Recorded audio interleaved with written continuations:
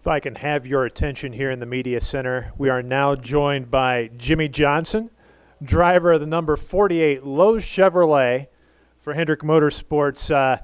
No stranger to Texas Motor Speedway, 6 wins at this track. He brings back the yellow numbers on the car this week.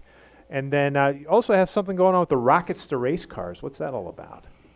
Yeah, we've got a lot going on this weekend, and very excited to have the yellow back on the race car.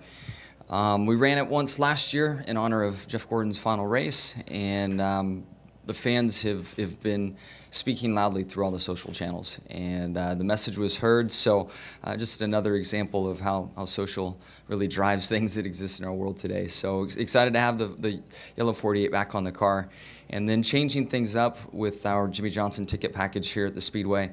We're excited to really call on the school district in the area to bring the students and teachers and build a program that really fits our Rockets to Race Car program that we do in conjunction with NASA. So excited to have the educators involved, more students attending, the school district here in the area involved, and multiple schools participating. So all in all, just an exciting time, and one of my best racetracks, especially of late. So just fired up to be here and get to work. Good deal. Let's open up the questions. We'll start over here with Mark and work our way around.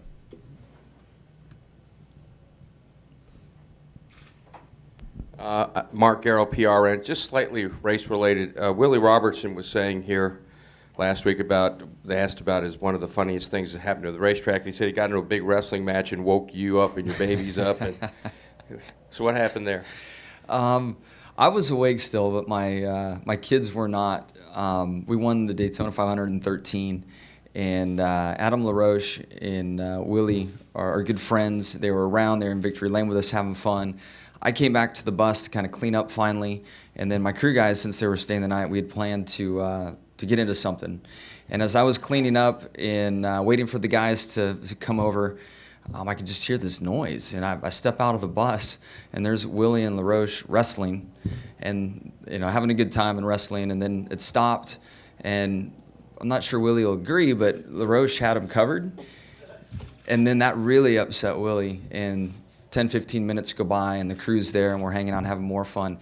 And then Willie just started attacking him. And just every chance he could catch him with his back turned, he was trying to take him down. And they wrestled and wrestled. It was quite entertaining to see. On a racing note, your record here has been amazing lately. The cars change. A lot of different things change. You keep trucking along here at Texas. What's behind all that?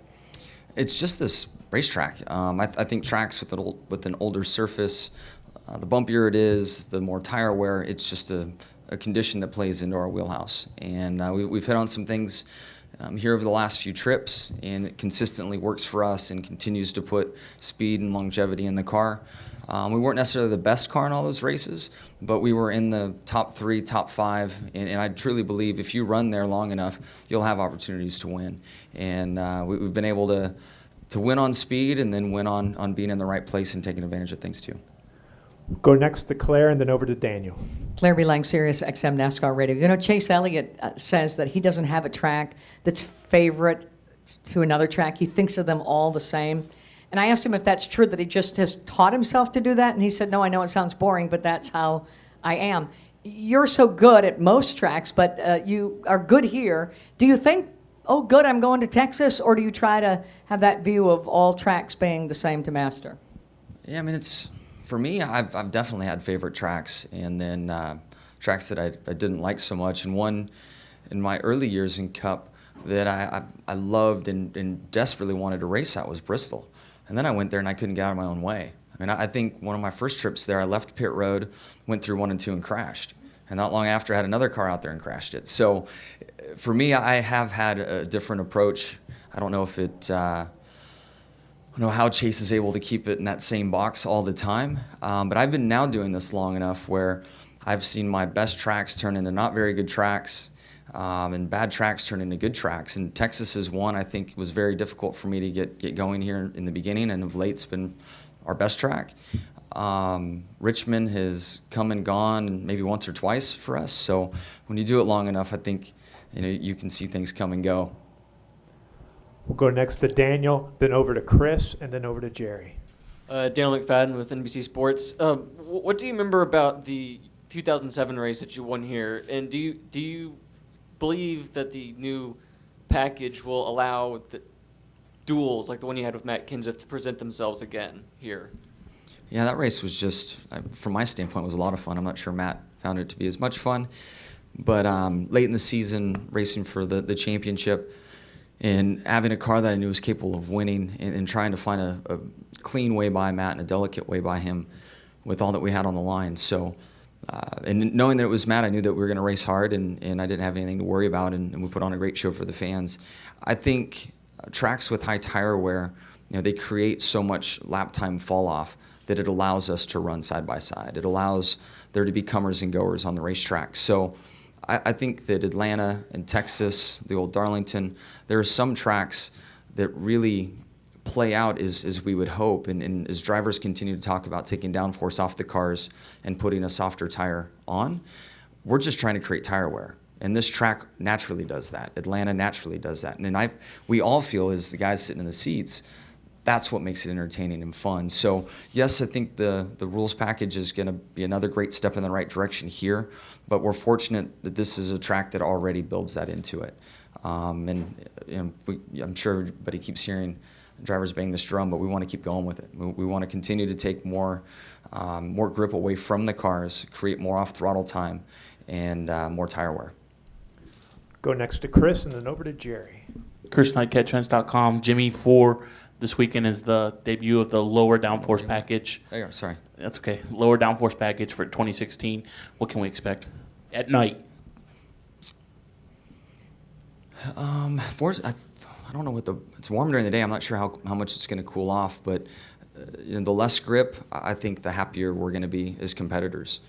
If that's through the slick track conditions, the tire wearing out, or lack of downforce, that's going to continue to make good racing. We're next to Jerry. Jeff, Jerry Fraley from the Dallas Morning News, over this way.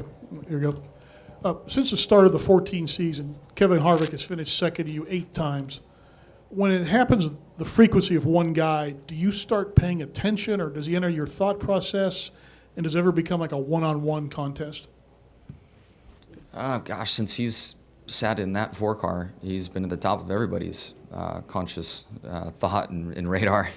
They rolled out in December of 13, I guess it was, at the Charlotte test session, and I wasn't at that test session, but all I heard about was how much faster they were than the field, and they continue to do that through 14 and 15. So, and we've all been essentially chasing the 4 in a lot of situations. I'm sorry, the second part of your question? I just wonder if it becomes everybody one-on-one, like what's he doing, and that makes your judgment on having your reactions on that. For sure. When somebody has an advantage on the field, everybody's using every resource possible to try to understand why. So we don't have many, but we all have photographers that take pictures and try to look at the attitude of the car, maybe how long the side skirts are, and develop opinions of what they might be doing. And then through all of that, we've had an association with Stuart Haas, and we could look at the database and see what they were doing. We just couldn't make it go as they did. So it's always one of the mysteries in our sport how same equipment with different flavors of driver and crew chief produce different speeds. It's always been a big mystery. Any additional questions for Jimmie Johnson? Jimmie, good luck this weekend as you go for number 7. You might need a highlighter for the 48 on the back of your hat. That's still white. It's still white? Yeah. Thank you. We're laying down on the job.